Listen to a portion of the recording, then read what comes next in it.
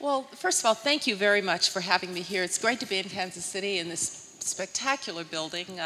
I love libraries, and it's just wonderful that you've brought this terrific asset here to the center of Kansas City. Well, your book Democracy starts with the moment when you go to with Lech Walesa with President Bush, and they're chanting Bush, Bush, Bush, freedom, freedom, freedom, and it results in the end of the Cold War from Poland and thereon.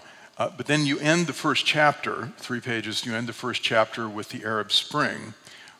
And your book is, and the fact that the Arab Spring didn't work out as we expected, and the book is in many ways a dialogue between your optimistic self and your pessimistic self about your realistic self, perhaps. What I said is that it disappointed, the Arab Spring disappointed, because sometimes the forces of tyranny strike back. And I would still argue that the values are completely and totally universal. That there is no corner of the earth where men, women, and children would rather live in tyranny.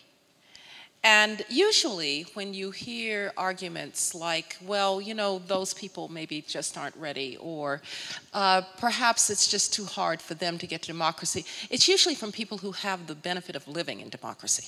Right?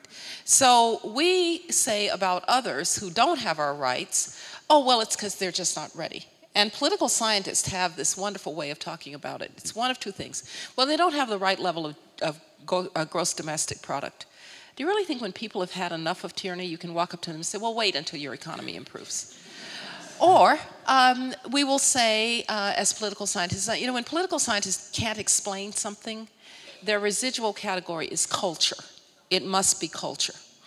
So we wrote off Latin Americans, that their culture preferred men on horseback. They preferred cadillos.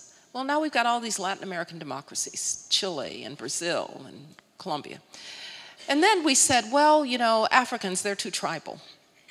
But now we've got all of these African democracies. Then we said, well, Asians, they're too Confucian. But of course, Taiwan and Japan, great democracies. By the way, the Germans were too martial. They just followed orders. They've done okay with democracy. Well, now they follow Angela Merkel's And now orders. they follow Angela Merkel, Yeah. who, by the way, was an East German and perhaps knows best about freedom. Right. So I think eventually we have to accept that the values are universal. It's just very hard to get to democracy because you have to get people to trust these abstractions called institutions rather than family or clan or religious group. May, you know, cut to the chase of what may be the ultimate argument of the book, but there aren't many functioning democracies in the Middle East. Not yet, not yet. I mean, there is, one could argue that there are two, Israel obviously, and maybe, and I think you do make the argument that Iraq is still... Iraq is starting to, and maybe Tunisia is starting to function that way, in North Africa, yes. But the Middle East has special problems in trying to get to democracy. I don't believe there's anything wrong with their DNA, the DNA of the people, that they can't get to democracy.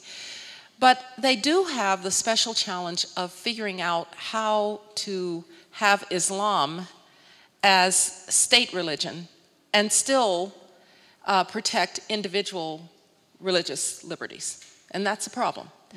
Usually when you separate state and religion, you are better off in that regard. And so, and they've got to come to an understanding of how they're going to do that. Now, it's not that Islam is somehow antithetical to democracy. Islam does just fine in Indonesia, just fine in India, just fine in the United States.